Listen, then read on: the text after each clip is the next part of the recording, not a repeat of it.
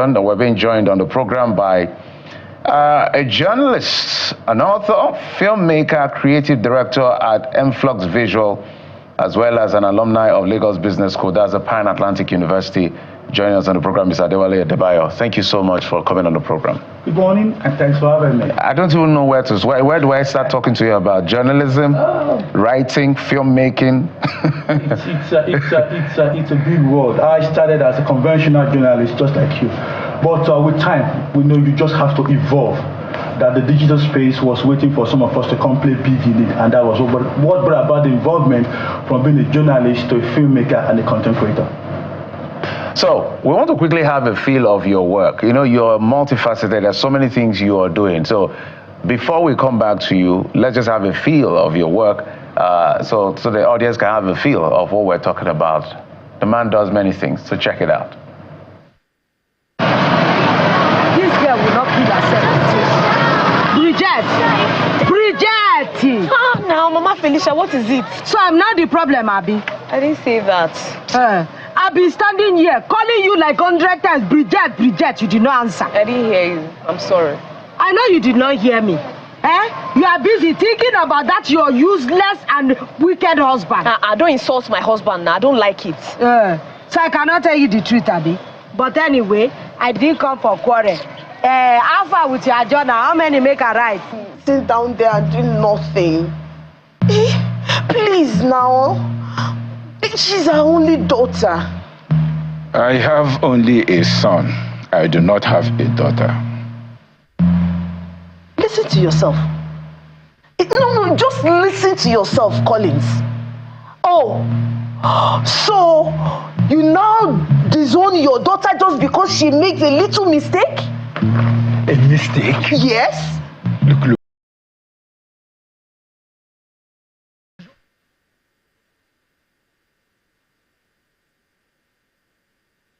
All right, I apologize for that use of language. But by the way, Mr. Adebayo, that is part of your... Yes. I told you we're going to start... how do you put it down? Is it compartmentalized? That's what I was looking for. Let's begin with the filmmaking part. Talk to us about that movie. Yeah, Bridget, it's a 13-part series that we shot last year. It's at the stage of post-production, almost out, and very soon you are going to have a feel of it by the grace of God. Like I told you earlier, my foray into film production, into content, into digital space didn't just come. I knew as a conventional journalist, I had to evolve because at some point we knew things where, let me say this, I was a publisher. I had my newspaper, I was publishing. But you know, the challenge of newsprint and all the rest fluctuating, I knew I had to play big in the digital space. And that's what brought me over to filmmaking. I don't only do filmmaking, I write script also. Okay, go on. So this is an interesting conversation by every stretch of the imagination.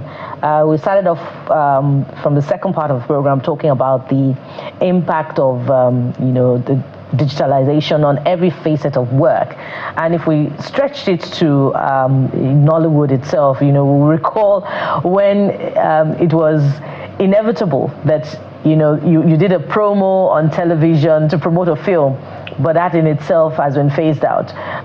The other time last year we had a segment on the show when we piggybacked back to those days of video clubs and video cassettes, and we've transited to streaming platforms. So talk to us about, for starters in the industry, what are the toolkits that a creative must have in Nollywood? Is it enough to be just a thespian now in Nollywood if you must make significant impact? Oh, well, that's a very good question. But before answering that, it will also be good for us, just like you said, to have an evolution of how we started to where we are now. Then I will now answer your question. What are the basic toolkits a filmmaker or a content creator must have? First, it is important for us to know what we now refer to as the Nollywood evolved over time. I think it started in the pre-colonial and the post-colonial eras in the 60s, when we have the likes of the Hubert Agundes of this world who were doing the Alarinjo theater, that taking theaters from one town to another, up to the 70s when government and private were building cinemas, and we had so many foreign cinemas. coming into Nigeria. I think the Uba Togun days of this world, the Moses Olayas of this world, that is the Babasala, the Eddie Ubomas of this world, decide to say, let us transcend from mere theater to filmmaking. And that was when we were making film with the 35mm celluloid for most Gen Z who might not understand what 35mm celluloid is. So it went at some point, but it was costly shooting the 35mm celluloid on film. And that was what brought about in the 90s, the early 90s, when Kenneth Mebwe said, oh, let us shoot Living in Bondage, where we have the VHS, which you refer to as the video cassette, the video home system cassette. And people found out that it was cheaper to shoot. And people, you had a more larger appeal. So we transited from the 35mm celluloid down to the VHS. And that was actually the real birth of Nollywood up till the 2000s, when the streaming platforms start coming in. The VHS cassette technology evolved and had to probably throw it out of system. Now, coming back to what you said, for a content creator, basically there are 4 things that you must have. The 4 things are first internally. 1, you must have content, you must have idea, you must have something to tell. 2, you must be consistent. It is important. If you are not consistent, you cannot survive in this industry. The 3rd one is character.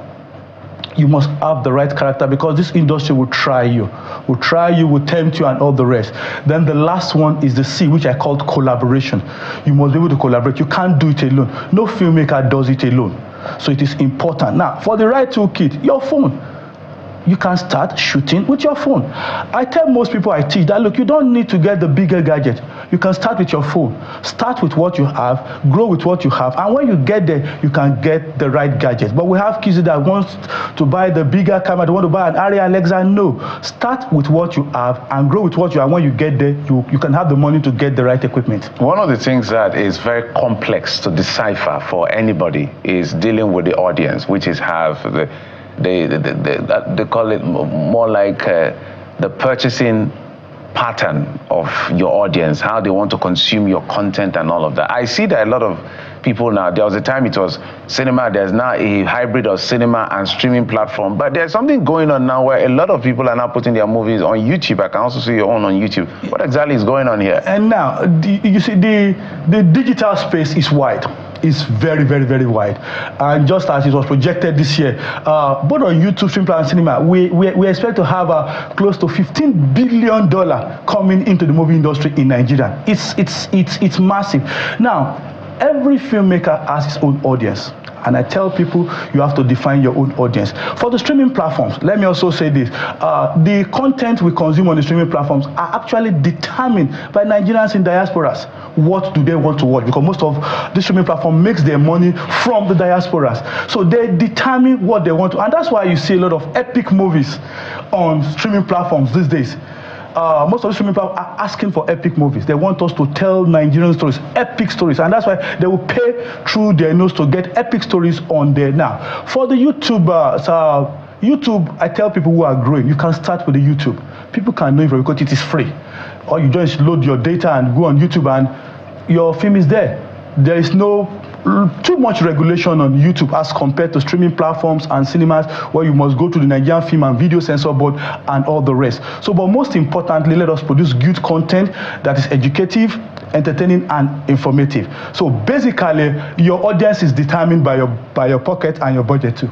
Yeah, because the audience is really getting big. I've seen a couple of movies on the YouTube and I kind of enjoy it. Yeah. Well, for me, I think I'd like to know which you think is more viable in the long term in terms of profitability and retention of our intellectual property. Because the concern is that a lot of our material, a lot of our history, our heritage is, in the hands, whether or not they've paid for it, of the streaming platforms. But for instance, if we're able to produce from here something as important and as precious as Things Fall Apart, the story from the book of our own legend, Chinua Achebe, and it is put on YouTube, owned by a Nigerian company, it stays here. So for you, which trumps the other? The streaming platforms, or maybe we create our own streaming platform, or maybe we retain it in our own YouTube channels? I want to be very careful here. One does not trump the other. They are meant to complement each other, because you also look at, we are trying to reach out to a particular audience, and our audience differs. There are some people who don't have money to pay for streaming platform in this part of the world, and people who have money to just buy few data, and they can probably go stream any film on YouTube. But the fact of the matter brings me to Nollywood and some of the challenges we have. Finance will always come on board. For us to have a proper streaming platform, we need finance. It's the truth, because if you say you are setting up a streaming platform, you need content to be placed on that streaming platforms, and content costs money. Content costs money. And this is why I want government to come in. Although our private bodies are trying, people like Conley Afolayan, CAP Film Village, Ibrahim Chatta, he has built a film village. We need more film villages. We need not just film villages with the right gadgets and equipment, where content creators, filmmakers can go and shoot for a small amount of money. So it's a function of finance. If you have the right finance, you can set up your own streaming platform. But basically, if you don't have your own streaming, if you don't have the money to set up your own streaming platform, we can start. I say it is not one trying over. It is us trying to complement each other and reaching out to our audience. While he was just talking, I was just thinking about what is happening with ChatGPT and DeepSeek. Somebody described it as a Nigerian company telling maybe a Tesla that we're going to produce the Okano car with 100,000 naira, and they actually did. Maybe we should think innovatively on how to do this.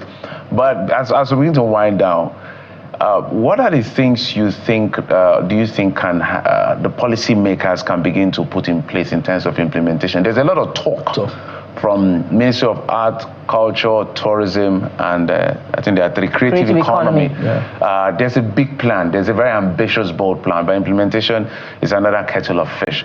From a practitioner's point of view, what do you like to see? Thank you very much. I want to see more of implementation. BOI, the Bank of Industry, at some time had a plan for the creative industry, but it was more of a talk. There was no implementation. So I want to see more of implementation. Lagos State also, in their creative economy, also set up training people at different, but the issue is not just training. We must also put them to work. They must work, because in this industry, it is one thing to train, it's another thing. Just like the other guy said, you must practice. It is practice that makes practice. So I want more of implementation, not just talk this time around. Because I tell people, if you want to change the narrative, there's always a narrative about us. You need to look more into the creative and film industry. They will help change the narrative that you are trying to paint out there. Amazing. I've learned something today. Consistency, character, content, and collaboration. A toolkit for a content creator starter. Thank you so much for coming on the program, Mr. Adeola Adebayo, alumni of Pan Atlantic University, journalist, author, filmmaker, creative director at Influx Visual, an organization that deals with film production and digital education. Thank you. We appreciate you. All right, we'll take a quick break now. When we come back, we'll bring you what you've been saying on X and possibly some update as far as that accident, media collision between an helicopter and a commercial plane in the U.S. is concerned. Join us again.